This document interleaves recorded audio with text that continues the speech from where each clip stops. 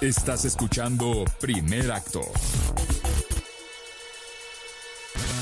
En el 105.3 de tu FM. La nueva radio. Regresamos. En Primer Acto te presentamos la entrevista.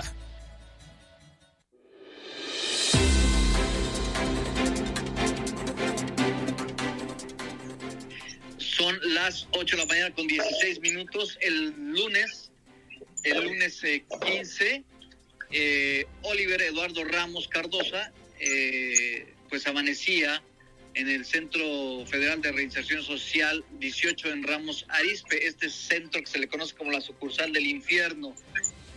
Tenemos en la línea telefónica a Guadalupe Abigail Ávila, esposa de Oliver Eduardo Ramos Cardosa, quien, de acuerdo a las autoridades médicas de este penal que dirige Quetzal Martínez Cisneros, falleció por un infarto al miocardio al mediodía del lunes 15 de mayo, pero su cuerpo ha presentado señales de abuso físico.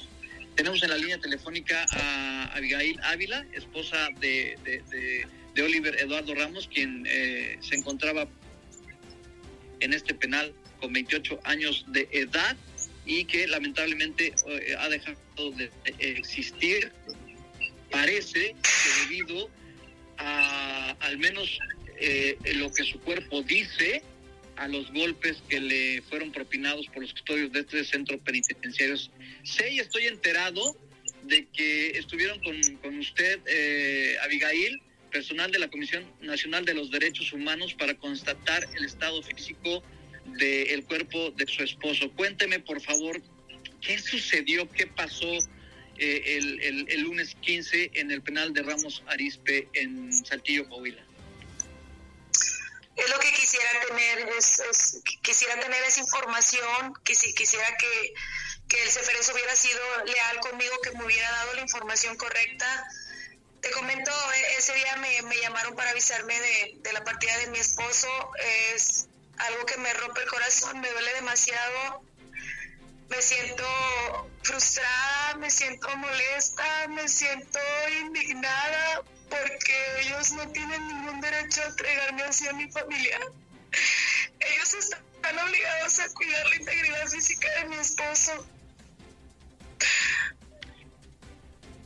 Caray, Abigail, es muy duro enterarnos de esta situación, sobre todo cuando su esposo formaba parte de un amparo colectivo donde estaban buscando la suspensión de plano precisamente contra actos de tortura, contra golpes, contra penas inauditas y actos por los que tenía y podía perder la vida. Es decir, su esposo junto con otros presos se amparó, buscó la justicia federal porque temía por su vida, y pues ni la máxima suspensión contemplada en la ley de amparo pues fue acatada por esta directora, ¿no?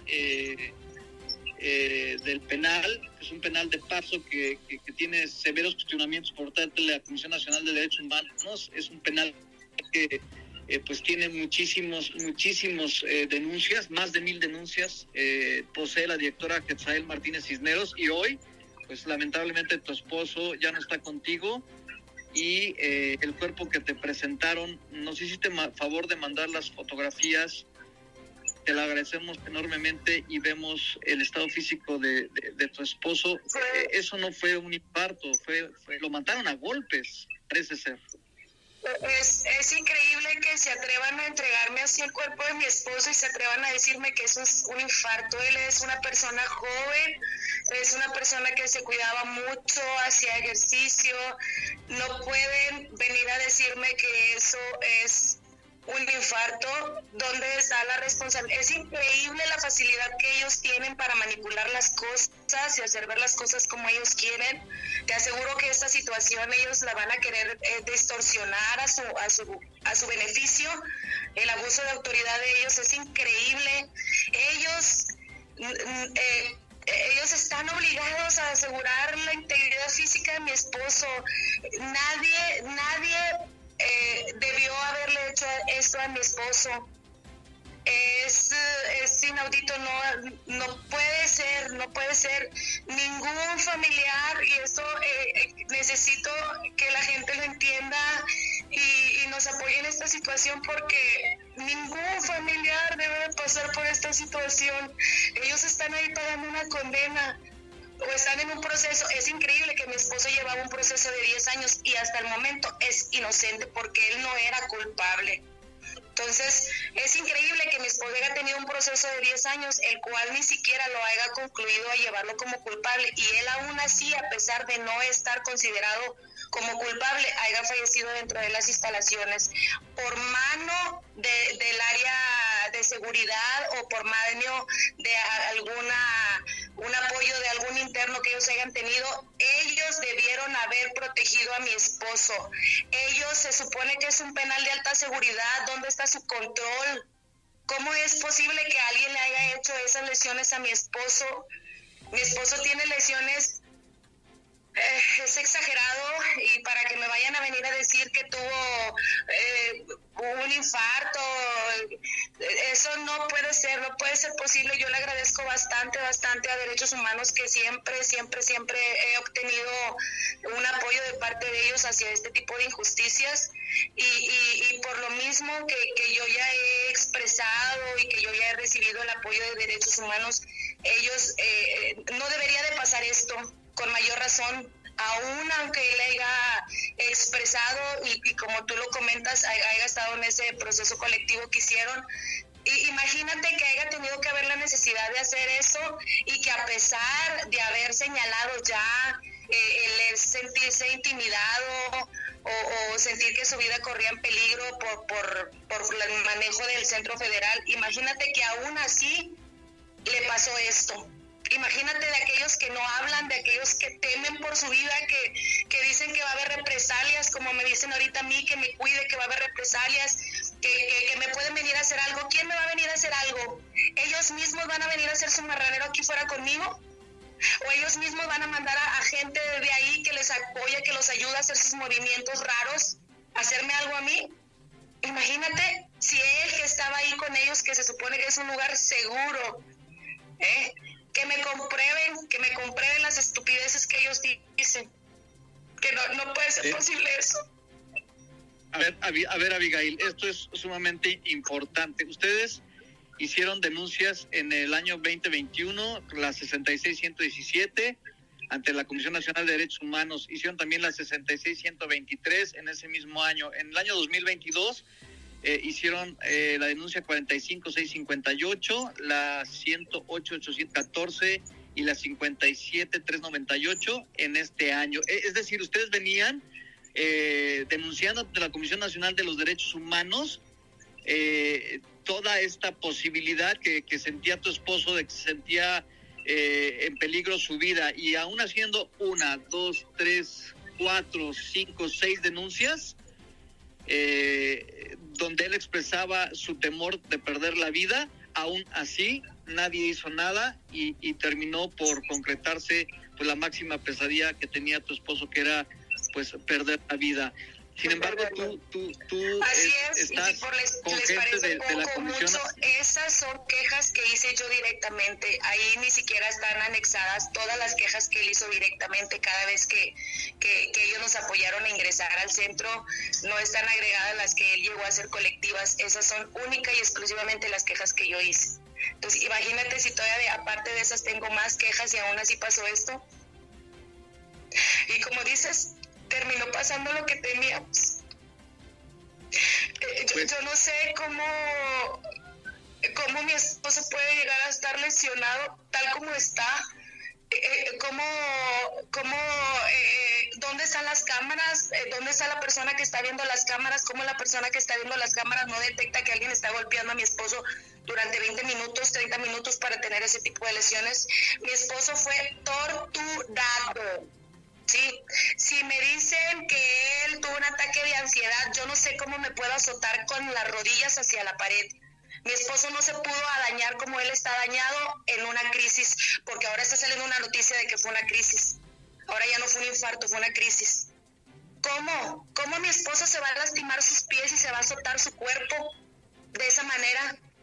es increíble, te digo, es increíble la forma en que ellos tienen para manipular, la forma en que ellos tratan a la visita. Sí, hay gente muy agradable, pero hay gente demasiado insensata, insensible. Me siento muy frustrada. Nosotros, tentativamente, mi esposo podía haber salido en 2-3 meses, libre, absuelto de todo cargo, no culpable, absuelto de todo cargo, y es increíble que con esos que soñé tanto tiempo, a ir a recoger a mi esposo, traerlo a casa, esta sea la manera en que me traigo a mi esposo a mi casa, que esa sea la manera en que mis hijos ven salir a su papá, que en eso se convierta el sueño de ir al parque con papá y que papá los llevara a la escuela. ¿Cómo es posible? ¿Cómo es posible que ellos me traigan hacia a mis familiares y ellos deben de cuidar la integridad física de mi esposo? ¿Cómo alguien puede generarle todo el daño físico que le hicieron a mi esposo? ¿Dónde están los guardias? Si es un penal de alta seguridad, no se puede hacer nada si no pides que te abran la puerta. ¿Cómo es posible? Abigail, de verdad lamentamos mucho su pérdida. Vamos a estar muy pendientes, vamos a presionar desde nuestra cancha. Sabemos que ya las autoridades de la Comisión Nacional de Derechos Humanos están con usted y vamos a platicar también con la gente de la Fiscalía General del Estado y con la delegación de la FGR allá en Coahuila, y te pediremos que sigamos en contacto. Lamentamos mucho su pérdida y deseamos pronta recuperación y que sigamos platicando de los avances de esta investigación, porque este es el botón de muestra de la situación que se vive en el penal número 18 de readaptación social en Ramos Arizpe, que dirige y que ha sido acusada en infinidad de ocasiones Quetzael Martínez Cisneros, que es la directora general de ese penal. Muchísimas gracias por habernos atendido. Gracias.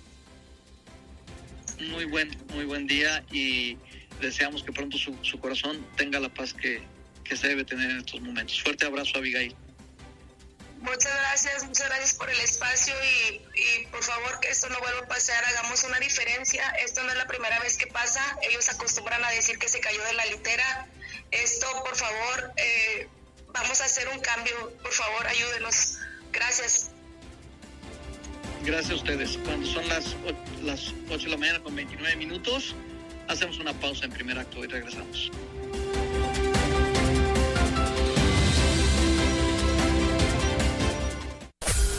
Ya regresa. Con un lenguaje claro, objetivo, oportuno y casual. Víctor Hugo Arteaga en primer acto.